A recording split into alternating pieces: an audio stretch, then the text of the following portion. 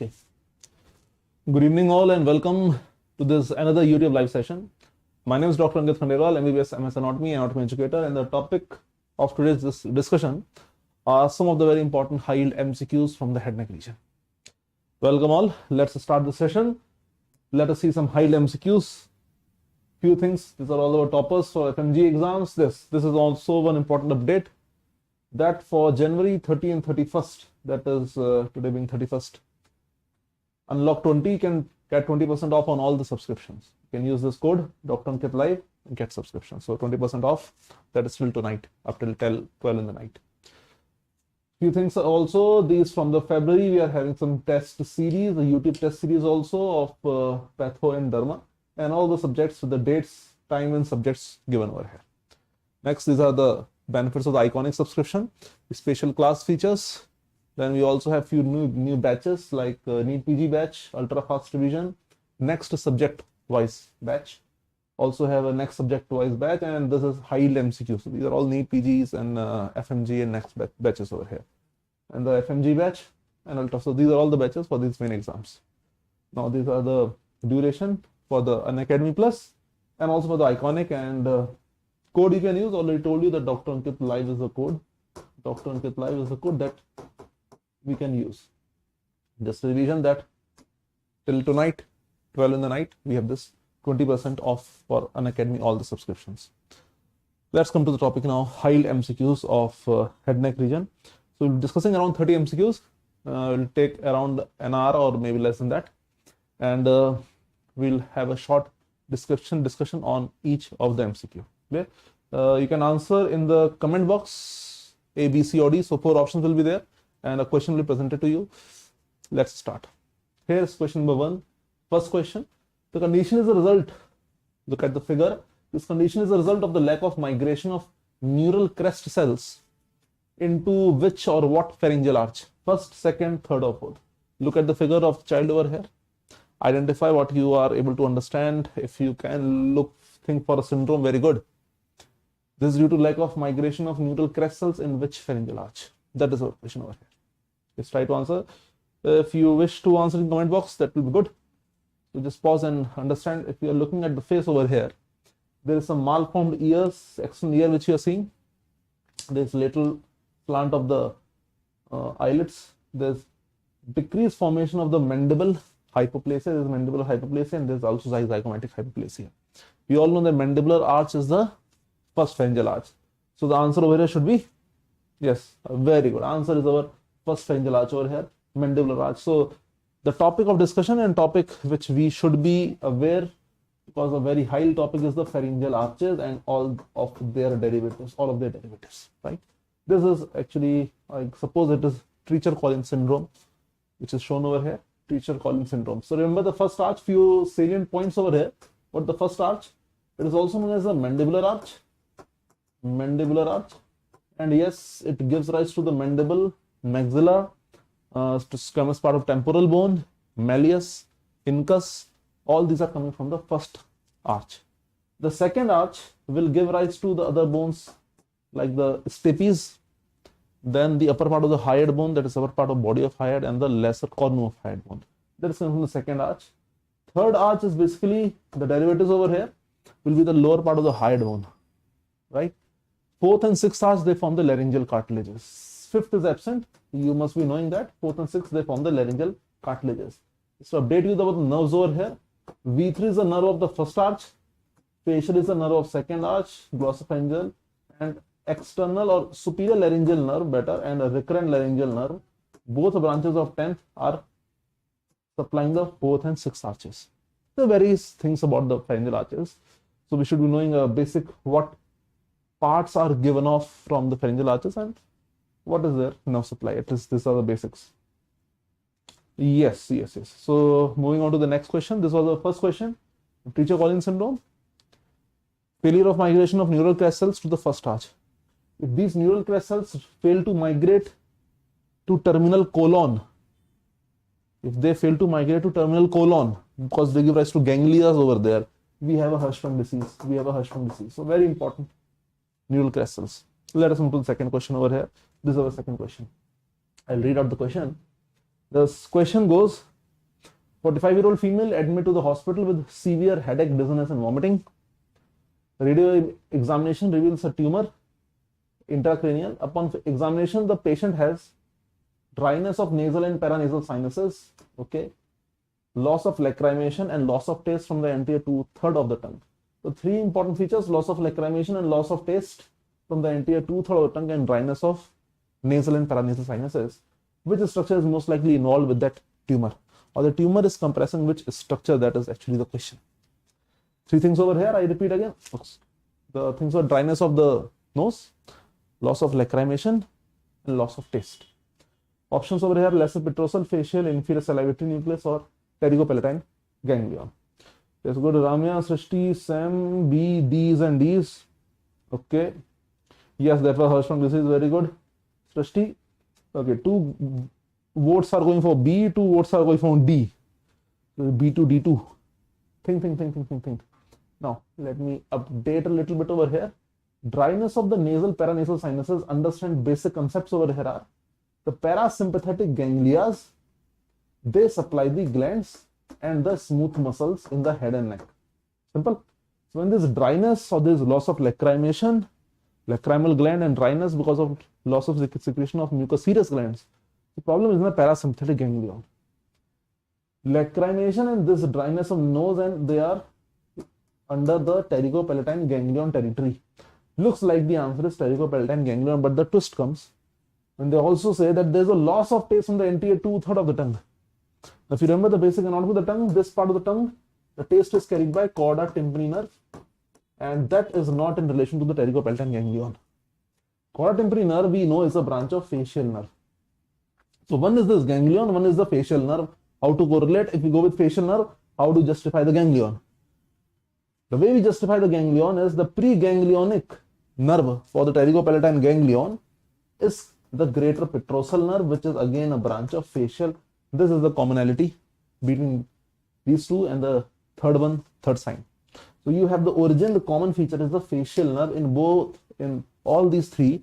Therefore, the better answer, or the answer in this question, is the facial nerve. If you remove the loss of taste, then the answer is tilting towards the pterygopalatine ganglion. But in this question, the answer is facial nerve. Clear? Yes. Got the point? So 7th nerve is related to pterygopalatine ganglion by giving the preganglionic nerve. So if this nerve is also not working, this is also not working, these things will come into play. So answer over here, choose wisely. Some questions may be tricky. Each sign you have to understand, you can't jump from it over it, right? Coming to the third question, here it is, your third question. 45-year-old lady is admitted to the hospital for severe ear pain. Examination reveals chronic infection of the mastoid ear cells. Okay, infection can erode the thin layer of bone between the mastoid ear cells and the posterior cranial fossa, and spread most into which of the following venous structures? So they are asking you between the mastoid and the PCF, posterior cranial fossa, which venous structure is there? Is it the superior sagittal sinus? Is it the inferior sagittal sinus? Is it the straight or the sigmoid sinus? I don't think it should be having much of an issue, but the topic here is important, that is the location of the dural venous sinuses. What's the answer? Srishti going with option number D. Okay. Let's see. Let us see over here. In the meanwhile, you are thinking about the answer. Have a quick look at how the sinuses are there. If you look at a lateral view, the superior sagittal sinus goes like this. Imagine the anterior, that is the posterior part. It is the unpaired sinus. It is in the midline. Inside the fox cerebri. Superior sagittal sinus. In the lower margin of the fox cerebri, we have the inferior sagittal sinus, not very big. And this inferior sagittal sinus will meet with the great or the Galley vein. It will form the straight sinus, which is going towards the confluence of sinuses. Internal occipital protuberance behind. Just inside the external occipital protuberance, with the internal occipital protuberance, and here we have the confluence of sinuses. All the sinuses meet over here. Superior sagittal, inferior sagittal, straight. These are unpaired sinuses. Unpaired. They're in the midline. Then from here, a right transverse sinus and a left transverse sinus, they will diverge from this area, right and left transverse sinus. Suppose you apply that headphone, that headphone which you apply, the right and the left transsinus. If you apply it over here, this is the right and left transsinus, just around that. But this right and left transsinus, they continue down into the sigmoid sinus. They continue down into the sigmoid sinus. I'm writing T for transverse and SI for sigmoid sinus, which continues down as the internal jugular vein through the jugular foramen. That is the whole story over here. Now this sigmoid sinus location, it is just posterior to the middle ear, or you can say posterior inferior to the middle ear, and it is lying below the pitous part of the temporal bone in the posterior canine fossa. So just outside the sigmoid sinus, outside the anterior, you have this area which is the mastoid. So between the mastoid and the posterior canine fossa, this whole is posterior canine fossa below, we have this sigmoid sinus, hence the answer over here. I guess most of you went with it. Yes, very good, very good. Most sigmoid sinus is the answer. Therefore, sigmoid sinus infections or sigmoid sinus thrombosis are not a very one of the not very common but the complications for CSOM and other middle ear infections or pathologies. Because sigmoid sinus is close to the middle ear. That is what the question is asking you, and it's asking you an applied part. Clear? Let's move to the fourth question. Here is our fourth question. Try to answer this. A 56-year-old man is diagnosed with an extradural tumor in the posterior cranial fossa. Okay. When the patient protruded his tongue during physical examination, the tongue deviated to the right. The patient is asked to protrude the tongue deviated, please remember, to the right side. Which muscle and nerve are most likely injured? Which muscle and nerve are most likely injured? Right hypoglossal nerve and right genioglossus, left hypoglossal nerve, left genioglossus, right hyoglossus and left styloglossus, contralateral vagus and hypoglossal nerve. Try to answer this. Yes. Tongue deviated to the right on asking to protrude the tongue. Tongue is going to the right side. Tongue normally comes like this. This is protruding, deviating to the right side. Answer over here is what? A, C, A. Okay, let us see. Answer is actually in this question, answer is option number A. When the tongue is deviating to the right, it is the right hypoglossal nerve and the right genioglossus which is not working. Yes, it is the right side, not the left side. Understand this basic point. Let's suppose it's a normal tongue over here, posterior anterior part. Once you ask the patient to protrude the tongue, obviously the normal patient will protrude the tongue. Both sides genioglossus contracts and the tongue is protruded. Remember, the genioglossus, they contract and they push the tongue in this direction. Okay, now imagine this is the right side, that is the left side.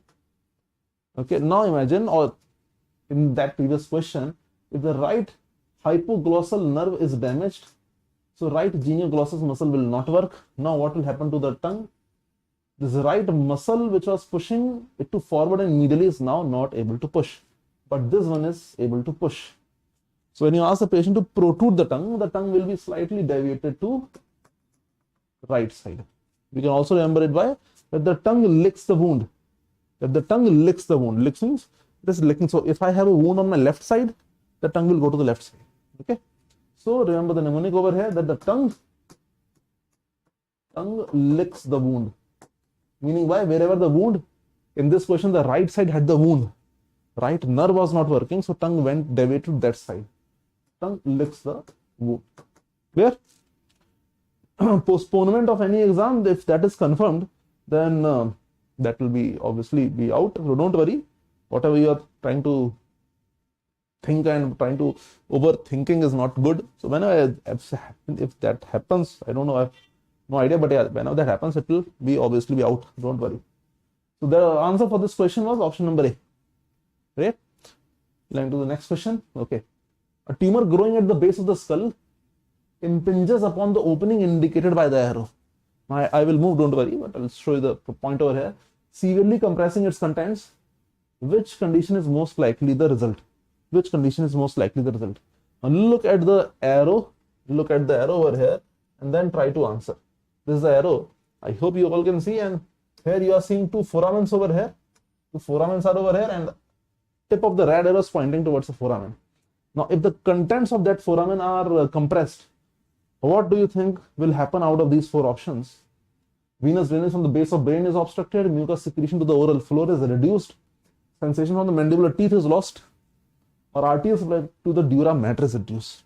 For this question, you need to know which foramen is this, what are the contents of this foramen, and what will happen if these contents are compressed or constricted. That is the question. Yes, B and D's and C's. Okay, B also, C also, D also. So she's slightly explaining the answer.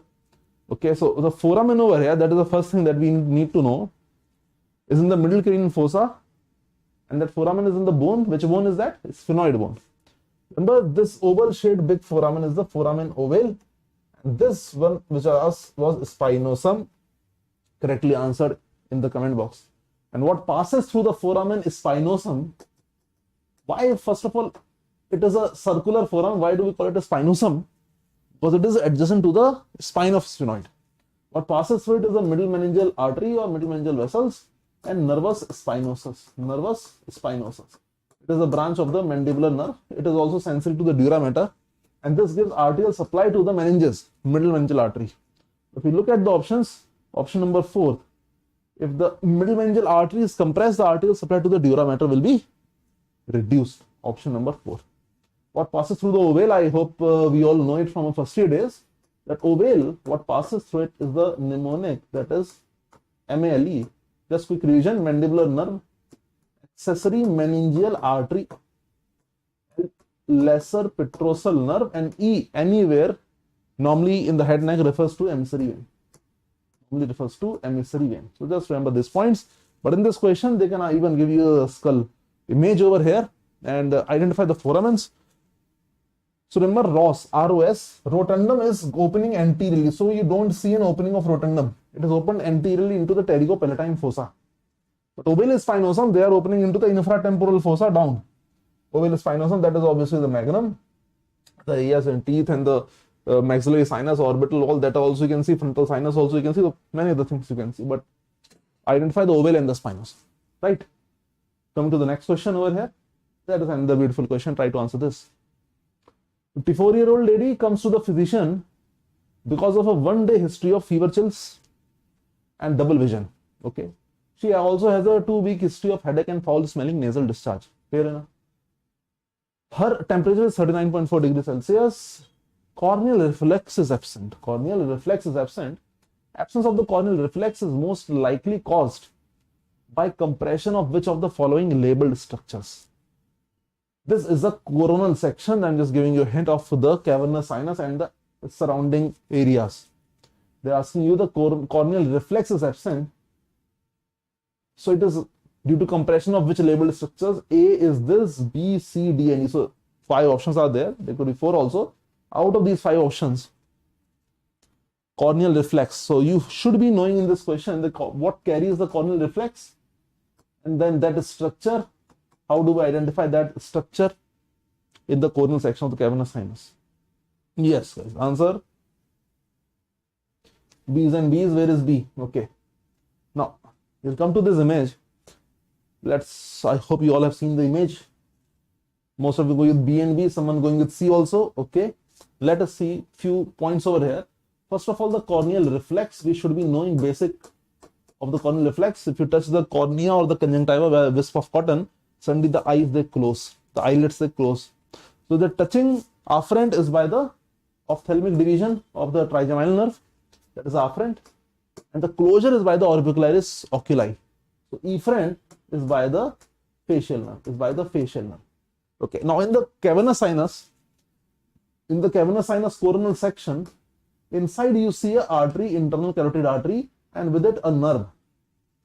And on the lateral wall of the cavernous sinus, you see third nerve, fourth nerve, V1. This is V1 is ophthalmic. This is third nerve, fourth nerve, and at the edges you may see maxillary division also. So in one side cavernous sinus coronal section, you see internal carotid artery, adjacent to it abducens nerve, and third, fourth, V1, V2. Now which of these nerves is related to corneal reflex? It is V1, that is afferent. So if you look back at the image, this nerve should be third nerve, C should be fourth nerve, D should be ophthalmic, E should be maxillary, and that A should be the abducens nerve. A should be the abducens. So what is the answer? A, B, C, D. D is the answer. Am I clear? Because D is the ophthalmic division, and that is the afferent limb, that carrying the afferent limb of the corneal reflex. The question is about the corneal reflex and which nerve is involved in this particular image. I hope the point is clear. Right? Next question then. Following CT image shows a left crescent extra-axial hematoma. You can see these two black arrows, hematoma, compressing the brain of a 17-year-old lady who impacted the front of her head on a steering wheel during a head-on accident. Given the imaging results and the history of the accident, what blood vessel is most likely the source of this cerebral hemorrhage? Front of head was impacted. This is the whole hemorrhage over here. What blood vessel? 17-year-old woman. Middle meningeal artery, superficial temporal, cerebral, arterial circle, or the superior cerebral veins? Look at it. Very important question. D. Okay, what is D? Okay, cerebral veins is there. A is also coming up as the answer. Yes. Good. Most of you going with A's and D's. So A, middle meningeal artery, is given by those people who think it is an epidural hemorrhage. D is a cerebral vein given by those people who think it is a subdural hemorrhage. Arterial circle, obviously, barrier aneurysms could be cause of SH, subarachnoid hemorrhage. This is a concavo-convex hematoma that is not limited to any one bone. It is going to the entire half of the skull. Which hematoma is this shape, concavo-convex, and goes to the entire half of the skull? Is it epidural or subdural? That is the answer. If this is a subdural hemorrhage, it is a superior cerebral vein. That is the answer. If it is epidural hemorrhage, first of all, that impact should be on the lateral side. It is in the epidural hemorrhage, biconvex type of shadow is seen. It is an arterial bleed, emergency, that is limited to the sutures. It will be limited to the sutures. So if I make epidural hemorrhage on one side, other side, this will be the epidural hemorrhage on the other side. This over here, this is the hemorrhage. It is not epidural, it is subdural hemorrhage. Am I clear? Yes, front of her head. So impact was over here. It could be a concussion, counter concussion injury of the brain. The veins would have been stretched and a few veins must have been teared, and there is a slow venous bleeding from there, slowly spreading out beneath the dura mater. Got the point? Remember this point, frequently asked. It is very, very important topic, right? Yeah, pterion, yes, pterion, epidural. Clear? Let's move to the next question. Here is the next question. 69-year-old man is diagnosed with the dysarthria. Dysarthria. The history reveals that the man has had this problem for several weeks. Dysarthria is a disarticulation of speech. MRI shows the infarcted area in the brain stem on the right side. So there is a brain stem problem. Damage to which structure would most likely explain this deficit? Which structure in the brain stem can lead to dysarthria is the question. Which structure in the brain stem damage could lead to dysarthria? Is it cuneate nucleus, ambiguous, solitary tract, or spinal trigeminal nucleus? Cuneate nucleus is a part of dorsal column tract, pressure vibration. Nucleus ambiguous is combined 9th, 10th, 11th nerve. Spatial visceral efferent. Remember 4 or 5 days back we did a same YouTube session on cranial nerve nuclei. I hope you have seen that. If not, then whenever you get time, have a look at it. We have discussed all the nuclear columns over there. And this supplies the muscles of palate, pharynx, and also a few muscles of larynx. Solitary tract, spatial visceral afferent, carries taste from the viscera of head and neck, tongue and the surrounding regions. The spinal tract is carrying the general somatic afferent, pain touch from the head neck area. So obviously dysarthria, disarticulation of speech, muscles, pharynx, larynx, and palate are involved. Answer is option number B for Bombay. Very good, very good, very good. Clear? So remember this topic also, if you wish to have a look. 4 or 5 days back we did this. Fine. So that is the question. Answer is B, nucleus ambiguous. Let's move to the next one. Here comes the next one. 31-year-old lady is admitted to the hospital after a automobile collision. CT reveals a large hematoma inferior to the right jugular foramen. Inferior to the right jugular foramen. Physical examination reveals right pupillary constriction and anhydrosis of the face. Anhydrosis means dryness of the face. Which ganglia is most likely affected by the hematoma?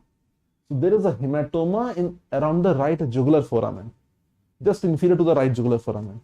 It is comprising a ganglia which is leading to meiosis and anhydrosis, which is the ganglia. Question is not that difficult. Simple thinking will reach the answer, will fetch you the answer. Meiosis and anhydrosis. These two things you normally hear when we read the Horner syndrome. Horner syndrome is a defect of parasympathetic ganglia or sympathetic ganglia. We know this is a defect in sympathetic ganglia. So if you look at the four names, option A or option D, A and D, these both are parasympathetic ganglia. Parasympathetic and ciliary is also parasympathetic around the orbit near the optic nerve. This is for the submandibular and sublingual salivary gland. Trigeminal is a sensory ganglia. Semilunar ganglia, Gasserian ganglion, trigeminal ganglia. But superior cervical, this is the sympathetic ganglion, and therefore it supplies sympathetics of head and neck. And it is superior, so it is below the base of the skull, just beneath it, beneath the right jugular foramen, around that area. Why? Because beneath the right jugular foramen, we have the IC also, internal carotid artery, because carotid canal is near. And around the internal carotid artery, we have the sympathetic chain. This ganglia must be close to the jugular foramen. Clear? Fine. So this sympathetic ganglion, we just have to look out which is a sympathetic ganglion over here out of these four options. Let's move to the next question. Previous year. Which is false about the gray rami? We are talking of sympathetic. Here comes another sympathetic. Which is false about the gray rami communicans? Is it non-myelinated? Is it connected to spinal nerve, or is it not connected to spinal nerve? Is it not a preganglionic? Is it not? Or does it not lie medial to the white rami communicans? What is wrong? This is a repeated question 2-3 years back. This was asked in INICET. Try to answer this. Which is wrong about the gray rami communicans? Think. Those who have been practicing the PYQs must not find it very hard. Okay. Answer started to pour down. Srishti going with option number C, third option. Okay, let's see. So, answer over here. First of all, let us see the topic, that is a sympathetic ganglia. A sympathetics preganglionic, we all know, is a T1 to L2. And in the spinal cord, they are coming from the lateral gray horn. So, if this is the, imagine the spinal cord we try to make over here, that is a posterior horn, a small lateral and a ventral, small lateral and a posterior, right? So, from here, the preganglionic sympathetic will arrive, T1 to L2. It will come out through the ventral root. Now, this is the preganglionic. This is what preganglionic. And that will go where it will relay in the ganglia. Paravertebral chain, sympathetic ganglia, this is the, imagine the ganglia. And from this ganglia, the postganglionic nerve will come out. Surprisingly, it goes medial. And then it may travel out with the spinal nerve of that particular dermatom, whatever it is. This is the pre-nerve, that is the post-nerve. Pre-nerve is myelinated. Therefore, preganglionic is known as white rami communicans because it is myelinated. The postganglionic is non-myelinated. So we call it as a gray rami communicans. These are pre-post for the sympathetic nervous system. Come back to the options. Gray is non-myelinated, yes. It is obviously going to the spinal nerve, yes. It is post-ganglionic, not pre-ganglionic. Answer. It lies medial, yes. We may think it is post, so it should be more lateral, but that is the tricky part. It is lying more medial. Clear? CNC, Steph and Srishti went with C. Yes, it is right. C is the wrong statement over here. Let's move to the next question. Here is another image-based question. Look at this tip of the yellow arrow. Which foramen is this? Identify the marked foramen, the butterfly-shaped bone. Is it rotundum, ovale, Vidian canal, or the pterygoid canal? And the foramen spinosum. Which is this foramen? Butterfly shaped bone, unpaired bone, single bone is the bone which is sphenoid. Identify the foramen. She'll move a little bit over here. Identify it. The bone over here is the sphenoid bone. This is the area for the body of the sphenoid bone. These are the lesser wings. These are the greater wings. Greater wing form the part of the orbit. These are the sphenoid air sinuses. These are the pterygoid plates, the medial and the lateral pterygoid plate.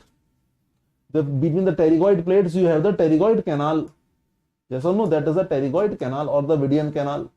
And this over here, and this is the reason why we don't see this foramen in the previous question, where the question was on foramen spinosum, because this foramen is the rotundum and it is opening anteriorly into this space. Which space is this?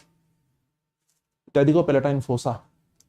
This is the pterygopalatine fossa. You are looking at an anterior view of the sphenoid bone. From anterior you are looking. This is the region of the nasal cavity. In the center, nasal cavity. Sphenoid sinuses, air sinuses opening into the nasal cavity. These are the two canals opening into the pterygopalatine fossa. And from here, if you remember, the sphenopalatine nerve will enter into the nasal cavity. Because pterygopalatine fossa is pterygopalatine ganglion also. This foramen is rotundum. This foramen is rotundum. Rotundum, foramen rotundum. What passes through it is only the maxillary branch of the trigeminal nerve. Ovale, we all know. Ovale is spinosum. They open below. Where? In the infratemporal fossa. Vidian canal is this one. Spinosum. Already we have seen. Fine. So remember this sphenoid bone also. If you want to know a little bit of detail of it, for those who want, YouTube, you can look in the Unacademy, our YouTube channel only. We have discussed the sphenoid bone also in a little bit more detail. Let's move to the next one. Okay, long one. Let's see. 46-year-old was seen in the emergency after being knocked down in a street brawl, some fight. He had received a blow on the head with an empty bottle. On examination, the patient was conscious and had a large dough-like swelling over the back of the head that was restricted to the area of the occipital bone. That is the whole catch. Restricted to the area of occipital bone, he had a swelling. The skin was intact and the swelling fluctuated on palpation. The following statements concerning this patient are correct, except which is not correct. A, B, C, D are the options. The swelling is restricted to the bone. That will fetch you the answer. The swelling is restricted to the bone. Right, that will fetch you the answer. Right answer. The hematoma did not extend it forward. Option B, just beneath the epineuritis, did not occupy the subcutaneous tissue. Hematoma is restricted to one skull bone and is situated beneath the periosteum. Which statement is not correct? Statements are a little bit lengthy. Take your time. Try to answer. Yes. B's and C's are the answers which are coming. Now, let's see the answer. See, it was restricted to the bone. Now, we have to understand few basic points in the scalp. This is the skin, and then you have the dense connective tissue. Then you have the aponeurosis. Then you have the loose areolar tissue. And finally, you have, imagine a suture, a bone, suture, bone, like these are the skull bones. Beneath the loose areolar tissue, you have this pericranium.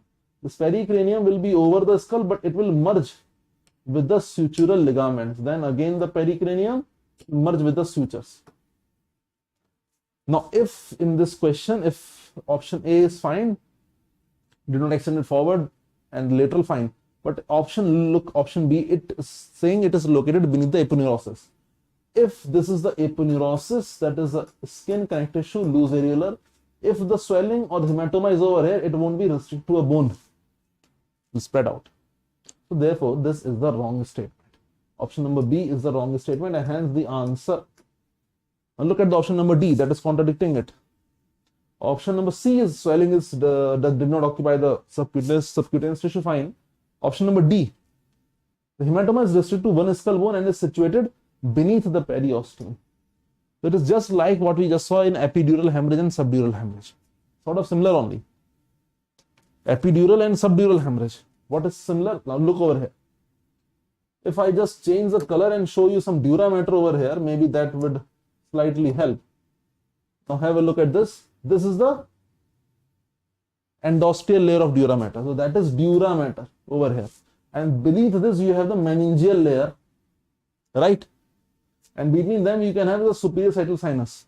Now in epidural, the hematoma over here, again the same thing which occurs over here.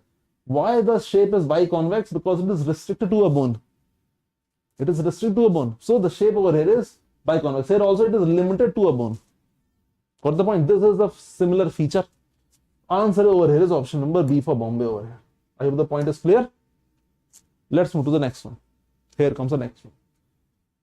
7-year-old boy with a right-sided otitis media was treated with antibiotics. The organism did not respond and the infection spread to the mastoid and the mastoidea cells. The surgeon decided to perform a radical mastoid operation. After the operation, it was noticed that the boy's face was distorted. The following signs and symptoms suggest that the right facial nerve has been damaged during the operation, except which statement is contradicting that the right facial nerve is damaged. The mouth was drawn upward to the right. He was unable to close the right eye. Saliva tended to accumulate in the right cheek. Saliva tended to dribble from the corner of his mouth. A, B, C, D. Not very difficult. Try to answer this. Which statement is not in accordance with the right facial nerve damage? With the right facial nerve damage. Think. If the right facial nerve is damaged, and that is a lower motor neuron because it is below, or it is distal to the facial nerve nucleus in the middle ear. It is a lower motor neuron. So the right half of the face must be paralyzed. When the right half of the face muscles are not working, how will the mouth be drawn upward? Imagine this right half of the face got paralyzed. These muscles are contracting. They will contract, they will pull the mouth to that side. Pull the face to that side. So this is the wrong statement and hence the answer. He was unable to close the right eye or orbicularis oculi. Saliva tended to accumulate buccinator and it will obviously go down because it will dribble down from here. Clear? Yes. Option number A. Let's move to the next question. 52-year-old eating his dinner in a restaurant when he suddenly choked on a piece of fish. He gasped that he had a bone stuck in his throat, assuming that the fish bone was stuck in the piriform fossa. The following statements are again correct except. So what is wrong about the piriform fossa anatomy over here? Core anatomy question. Try to answer. The fossa lies on either side of the entrance into the larynx. The mucous membrane lining the piriform fossa is sensitive and innervated by the recurrent laryngeal nerve. Fossa is bounded laterally by the thyroid cartilage and thyroid membrane, and the fossa is bounded immediately by the aryepiglottic fold. Piriform fossa, recently very high topic because many questions have come from it. So there was a small discussion on the piriform fossa by this question. Bees is very good. Yes, piriform fossa is not innervated by recurrent laryngeal nerve, it is innervated by the internal laryngeal nerve. Have a quick look over here. If you look at a posterior view of the larynx, above we have this as the hyoid bone, right? And below this, imagine we have this V-shaped thyroid cartilage with the long superior inferior horns. Posterior view. Below the thyroid cartilage, you have this thick lamina of the cricoid cartilage. Understand this? This is the lamina of cricoid cartilage. Okay, it is a complete ring of cartilage. Above this cricoid cartilage, you have this pyramidal shaped arytenoid cartilage. Now, thyroid cartilage is V-shaped. It is V-shaped. It is open from behind. From here, you have another cartilage that is the epiglottis, which goes on like this. Epiglottis. So, you are looking at a posterior view. This is the thyroid membrane. Between the thyroid and the hyoid, that is the thyroid membrane. Look over here carefully. I have to change the color because else it will cause confusion. So now the point over here is between the arytenoid and the epiglottis there is aryepiglottic fold. What is this? Both sides aryepiglottic fold. Muscle and mucous membrane all over here. Here you have the position for the vocal cords also. Between the thyroid and the arytenoid cartilage. There is a vocal process in the arytenoid cartilage. This is in the midline is the laryngeal inlet. This is the laryngeal inlet. On the side, this is the location of piriform fossa. So it is bounded laterally by the thyroid and the thyroid cartilage, bounded medially by the area epiglottic.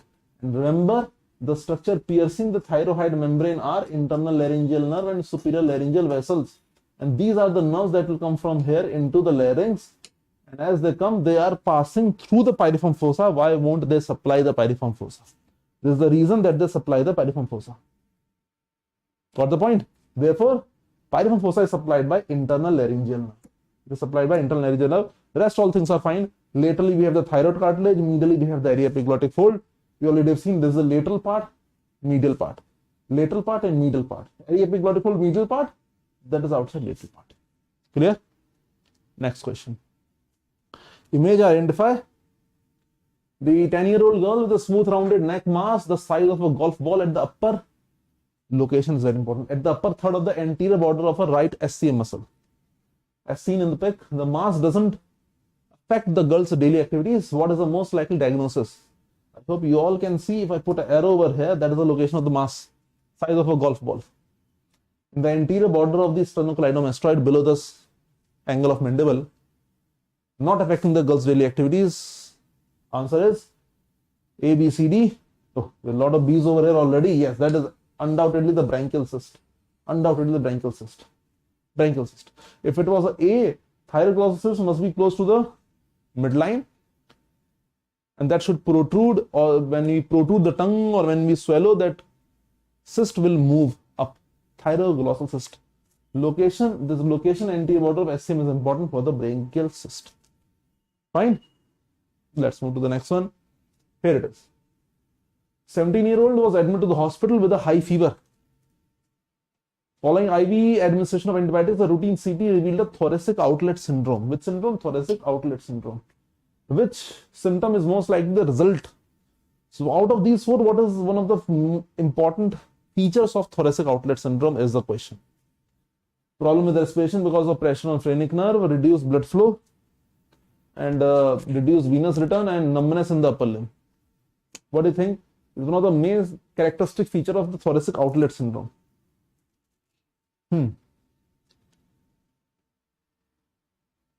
Thoracic outlet syndrome, in anatomy, we call this area upper thoracic aperture as the thoracic inlet. But clinically, it is said to be any obstruction over here is said to be the thoracic outlet syndrome. Just remember that.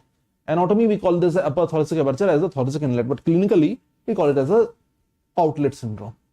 A very important feature over here, if you remember the cervical rib also, cervical rib and thoracic outlet syndrome, at the subclavian artery, they have the roots of the trunk of the brachial plexus, not the root but the trunk of the brachial plexus.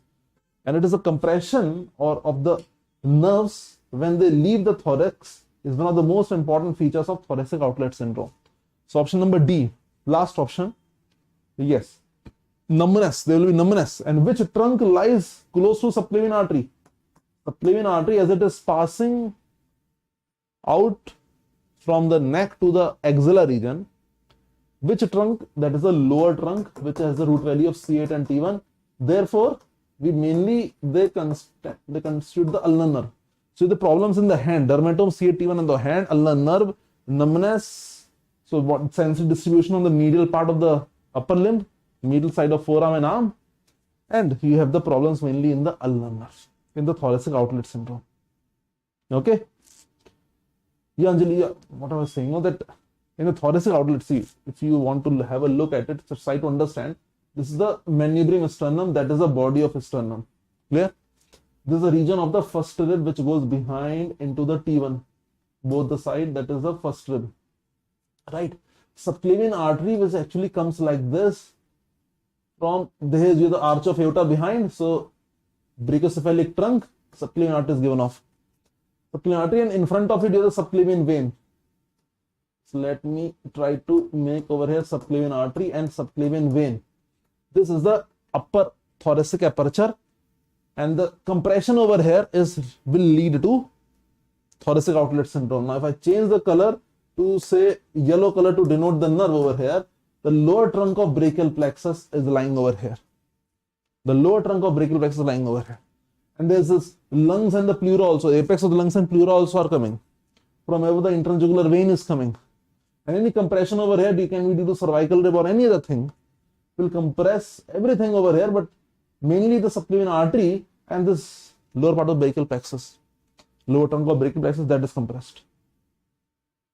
Clear? Okay, let's move on from here. I hope the point is somewhat clear. Okay, let's see the next question, what it is trying to ask you. So here the answer was option number D. Let's see the next question. The arterial circle contributes greatly to the cerebral arterial circulation when one primary artery becomes occluded by atherosclerotic disease. Okay. Which vessel is not a part of circle of Willis? That is the question. Arterial circle is a circle of Willis. Simple question, but try to answer. Anterior posterior communicating arteries or middle or internal cerebral artery? A, B, C, D. Simple. That is not very difficult. Which artery is not contributing to the circle of Willis? Circle of Willis. Meanwhile, you guys are thinking.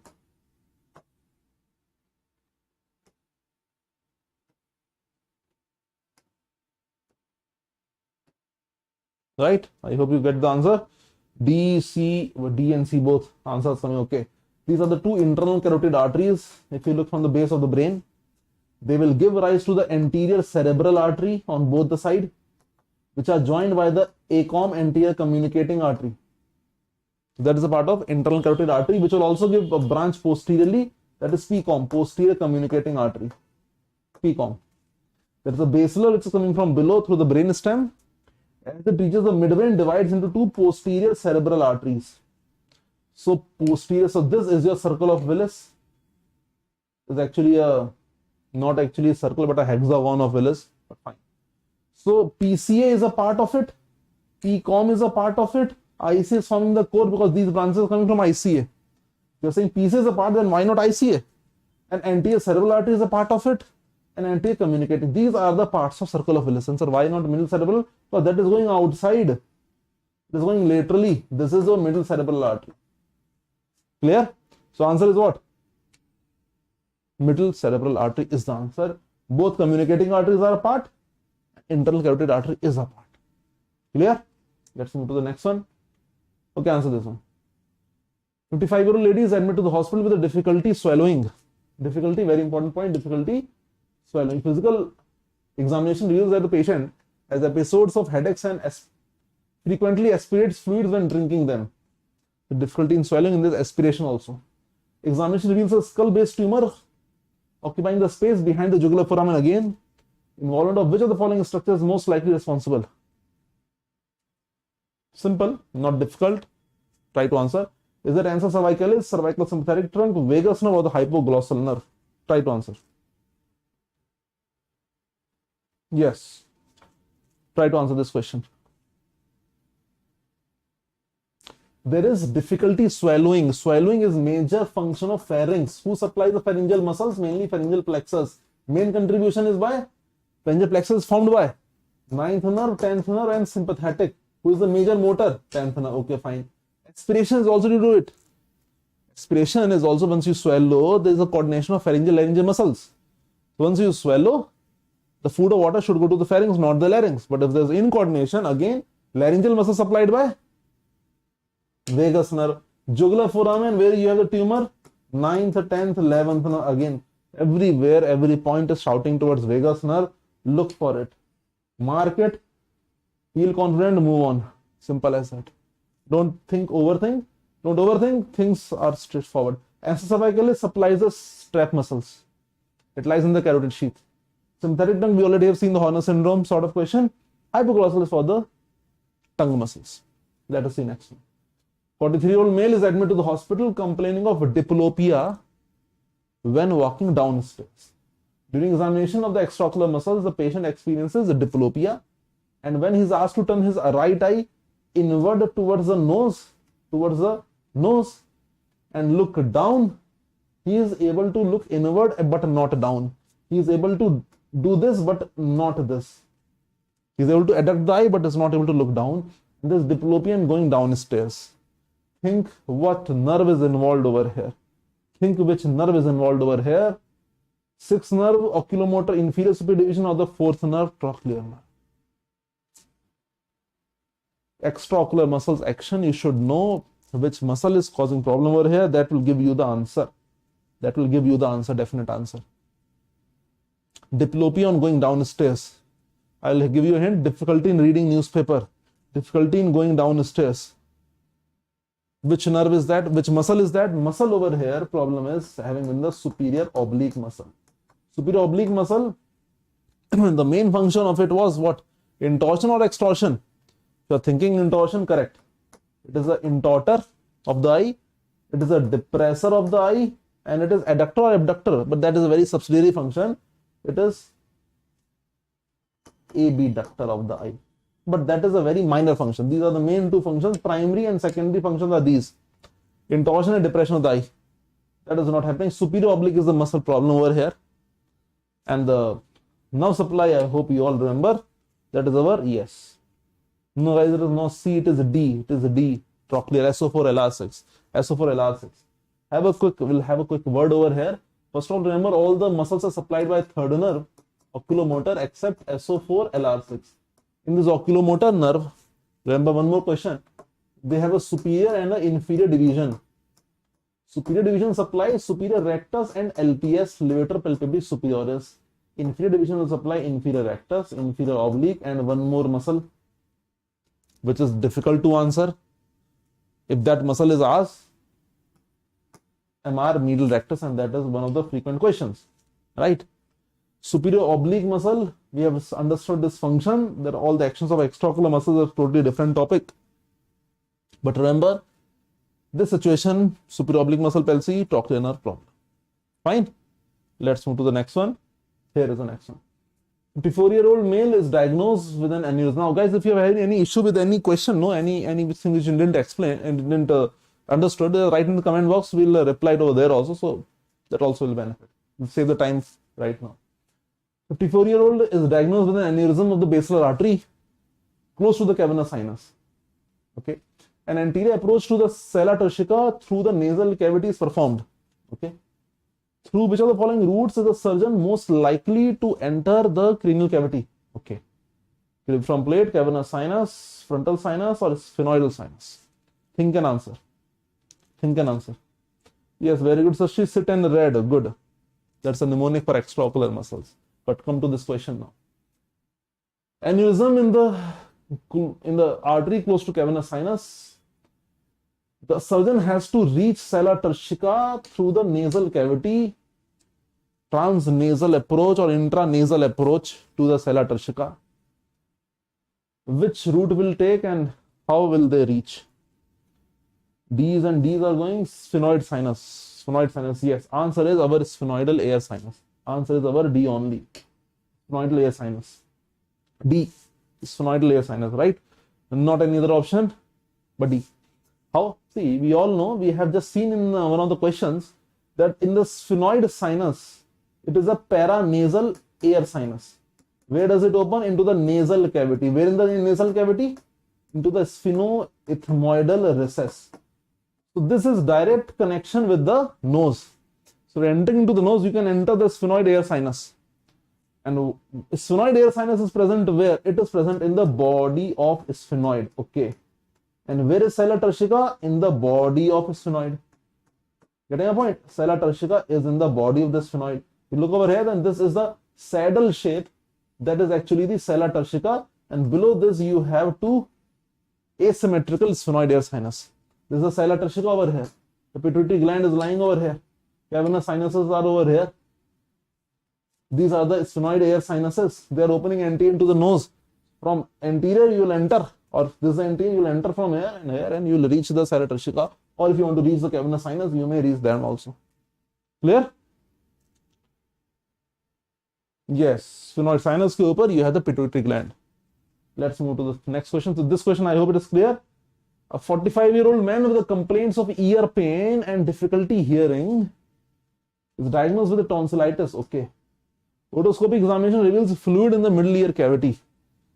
Hypertrophy of which of the following structures would be most likely to compromise the drainage of the auditory tube? So that is the question.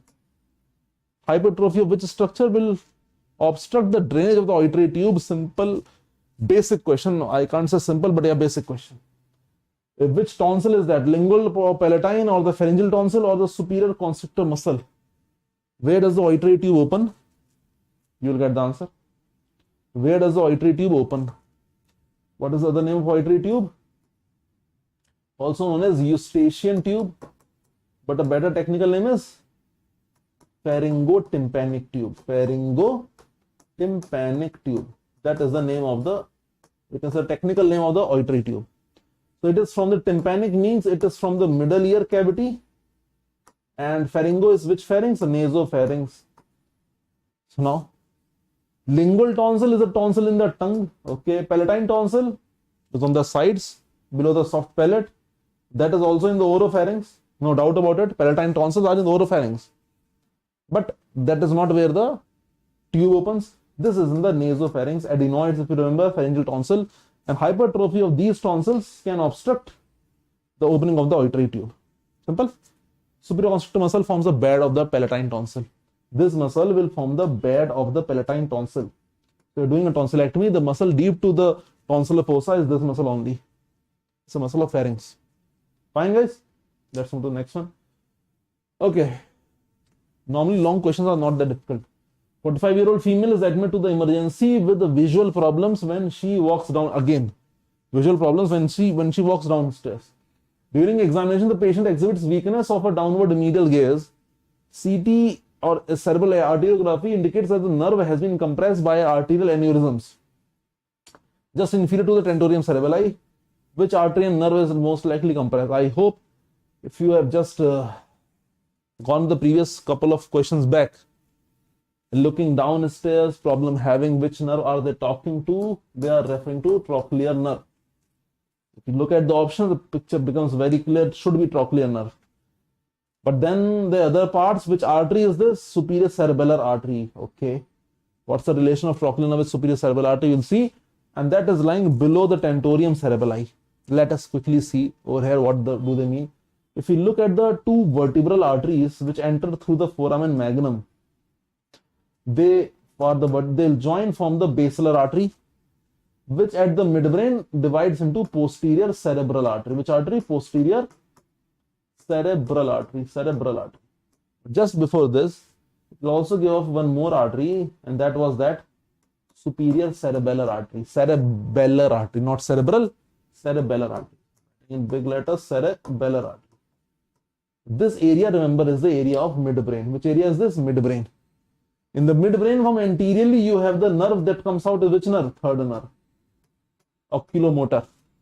And from behind, you have the nerve which is coming, rounding from behind, going forward. That is a very thin nerve, very thin nerve, trochlear nerve. It is very thin. Why very thin? Because it does nothing except supplying superior oblique. How many nerve fibers would be there? It does nothing except supplying superior oblique. Now these two nerves, third and fourth, are between these two arteries. Remember their names. So aneurysms in these two arteries can compress either third or the fourth nerve. In this question, it was compressing the fourth nerve, and that is below the tentorium. Remember, tentorium cerebelli, when it will come, tentorium cerebelli is like this, lying over here. There's a tentorial notch, and the whole tentorium cerebelli is behind. This is the location of cerebellum. Tentorium cerebelli is over here, just below the tentorium cerebelli. I hope it is clear. Very good. Clear? Yes. It comes from the inferior colliculus. Fine. So answer for this question was our straightforward, but yeah, you understand these two name of these two arteries. Next question. 20-year-old male is admitted to the hospital after he was hit in the right eye with a frozen fish thrown playfully by a friend while they were passing through the seafood section of the market. During physical examination, considerable swelling and discoloration of the eyelid was observed. Okay, fine. There's like a small story. In addition, the patient could not turn his pupil laterally from forward gaze. Could not turn laterally. That is, could not abduct the eye, indicating probable muscle entrapment. So there is some muscle entrapment because he had that physical injury. Which bone was most likely fractured, causing a muscle entrapment leading to loss of abduction of eye? That is the whole question in the last 3-4 lines. ABCD. Yes, Steph going with option A. What is A? Or that was also the previous question. Let's see. Greater lingual-sphenoid, lamina papyracea of the ethmoid bone, orbital plate of maxilla. You can't write in the comment box also if you wish to. Just give me a second. It's stuck. Now is it better? Now is it better?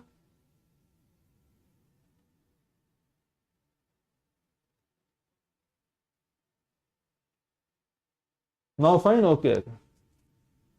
These are small problems in online, but yeah, I hope no problem. Yes, so now the answer, guys. Now the answer. A, B, C, D. A, B, C, D. I repeat again, has to contract, but for that medial rectus has to relax. So medial rectus on the medial orbital wall is entrapped. So what is formed? Which bone is forming the medial orbital wall? The lacrimal bone, the ethmoid bone, or the part of maxilla also. Here the answer is this bone, option number B, that is the lamina papyracea. This is the bone which forms the bulk of the medial wall of orbit. Remember guys, if you look at the skull, then that medial wall of the orbit is very thin, lamina papyracea, and if you hold the skull from here in your DH, that part of the bone normally breaks. That is lamina papyracea. Cruciform plate is present superiorly, superior to the nasal cavity. It is not forming the medial wall of the orbit or any wall of the orbit.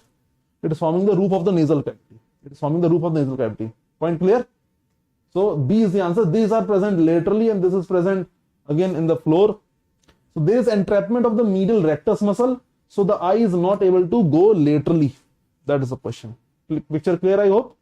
We'll move to the next question. 54-year-old was admitted to the emergency after he was struck by an automobile. Radio examination revealed a fracture through the crista galli of the anterior Kiln fossa, resulting in slow local bleeding. Which of the following is the most likely source? Question over here is your crista galli, which structure or which vascular structure is related to the crista galli, and that is the answer. Sir, why not LR? So Saurabh, okay. After this question, we'll discuss it. Don't worry. We'll discuss it again. After this question. Which vascular structure is connected to the crista? Crista galli gives attachment to Fox cerebri. In Fox cerebri, you have the superior sagittal sinus.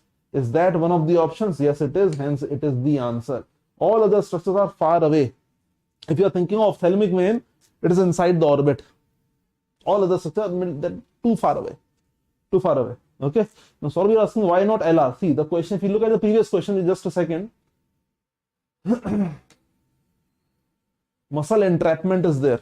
Plus, if you look at these options, or if you look at the anatomy of the orbit, which is the weakest wall of the orbit? Medial wall. Lateral wall is the thickest wall of the orbit.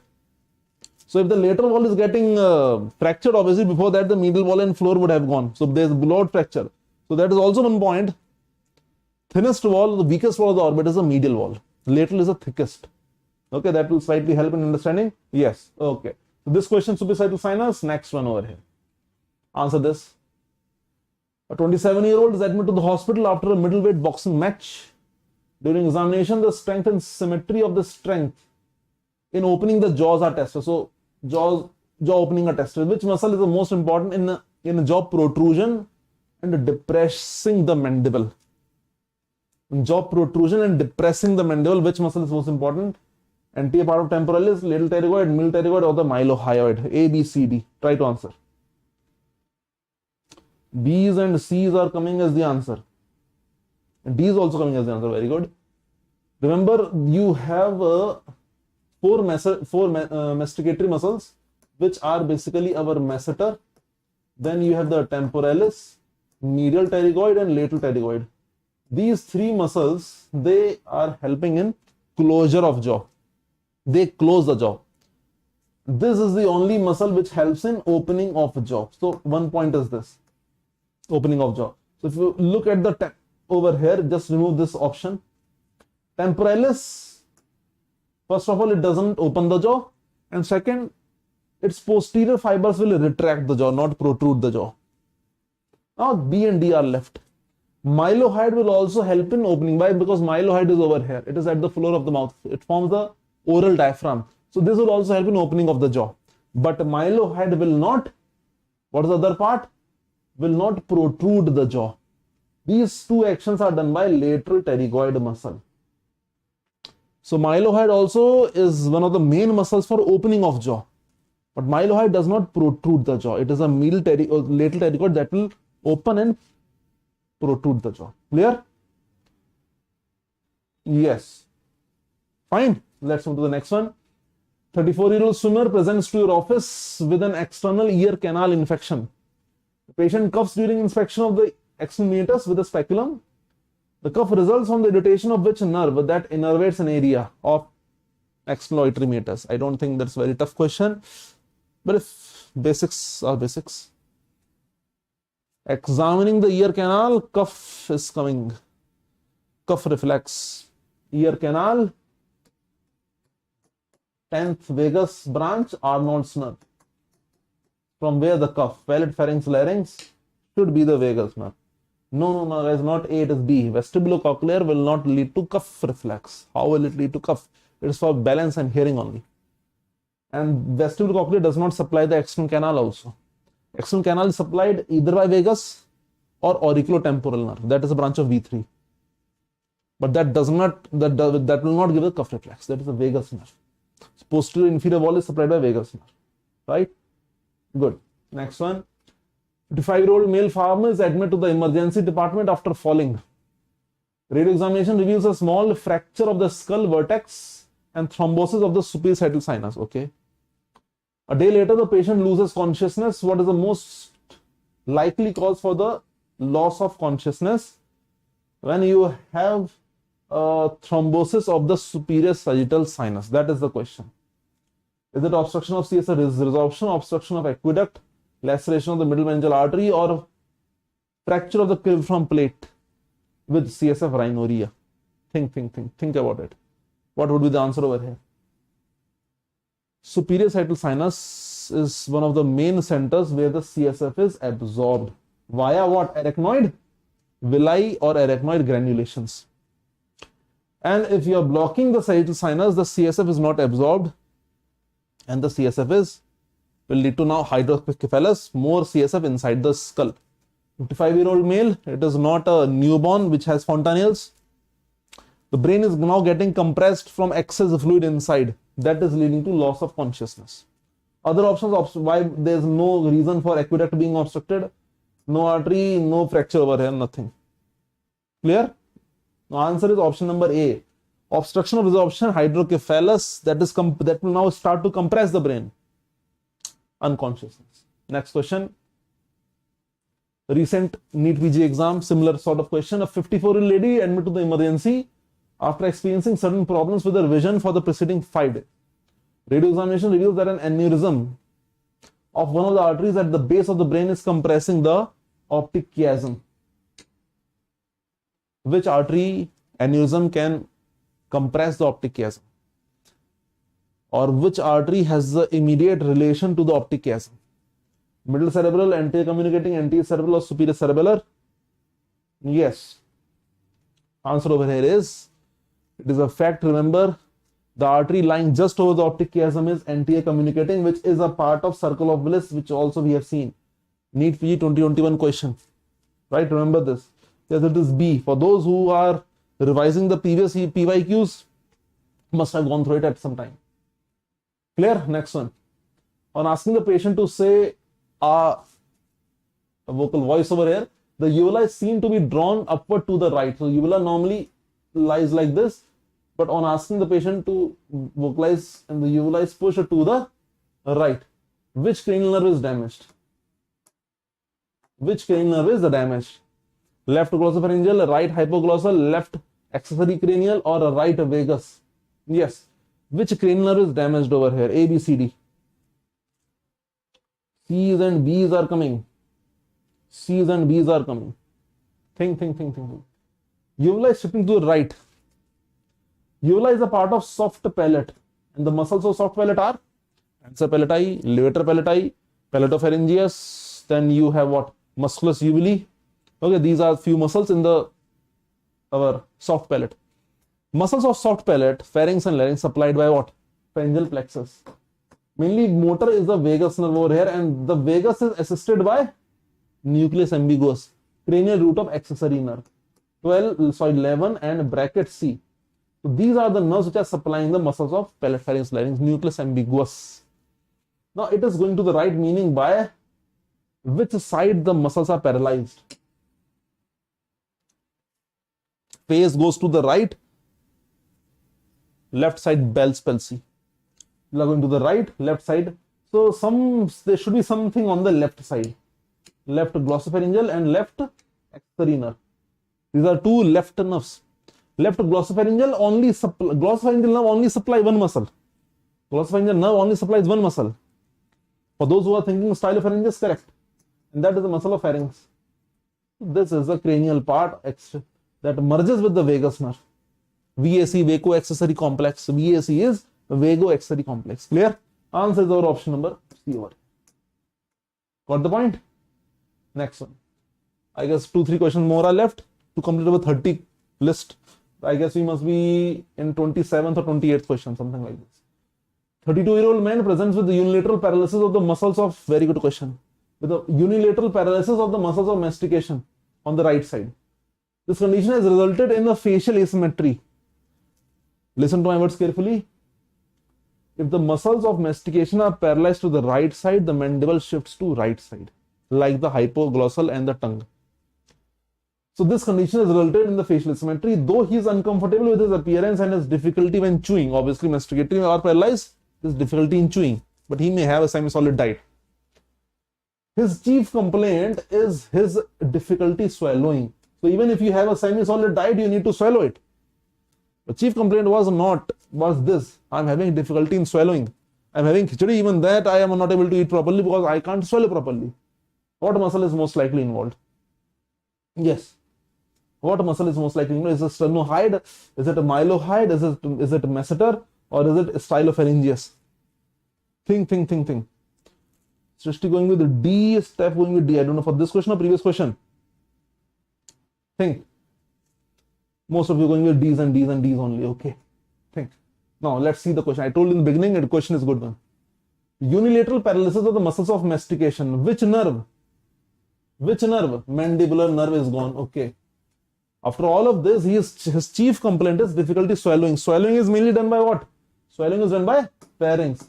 Pharynx muscle supplied by what? Pharynx muscle supplied by what? The nerves over here are in the 10th nerve, again VAC. But sir, out of these options, we have to identify a muscle, and the only pharyngeal muscle is stylopharyngeus. But sir, this is supplied by, you just said, 9th nerve. You know, the total confusion is like occurring over here. 5th nerve damaged, 10th nerve mainly supplies, and muscle over here is 9th nerve. What is the answer? In the question, only 5th nerve is damaged. Out of these options, only these two muscles are supplied by 5th nerve. Mylohyoid is also supplied by mandibular nerve, and masseter is a masticatory muscle. Which one of them is helping in swallowing? First, figure out that. Does any one of them helps in swallowing? Answer. Does any one of them helps in swallowing? The answer is yes. Which one? Mylohyoid. How, sir? That is the answer. Option number B is the answer. How? Mylohyoid is mylohyoid is in the floor of the mouth. Just place your hand over here and try to swallow. Does it move? If it moves, it is helping. Logic, common sense. If you place your hand over here and you try to swallow, if it is moving, it is helping. Yes, it does move. Now, in swallowing, the whole larynx moves. Moves or not? The thyroid gland moves, the larynx moves. Who is holding the larynx? Hyoid bone is holding the larynx. Hyoid bone is attached to mandible mylohyoid. Mylohyoid helps in swallowing. It is not the major muscle, but yeah, it helps in swallowing along with the other muscles of tongue and all. He said chief complaint is difficulty, not inability. It is difficulty. So there is weakness in swallowing. Answer over here is mylohyoid. Am I clear to all of you? I hope. Not stylopharyngeus. That is a very small muscle in fact. Even if that is paralyzed, it will not create a very big difficulty. It is very small muscle, thin muscle in the pharyngeal wall. Major muscles over there are constrictors. Okay, next question. Okay, this was the last one. Oh, okay, very good. So guys, very well done. All the 30 questions we have done. And I hope you enjoyed the session. Any problems, anything which you didn't understood, just write in the comment box, or we have a community center also. We update over there many things. So in your Unacademy app, if you have not refreshed it yet or you have not updated it yet, kindly update it. You'll get the community center also over there. And rest things you can write in the comment box. That's all from my side. And this thing I also wanted to tell for those who joined us late. Till tonight 12, there is a 20% discount going on. So you can apply the code Dr. Ankit Live, and if you are thinking and confused about whether to take or not a subscription, the next 1 hour and 44 minutes you have time, think, and if you want, save some bucks over here, because already the prices are very nominal and you get extra discount. That's all from my side, guys. Thank you for your time. Bye-bye and stay safe. Thank you.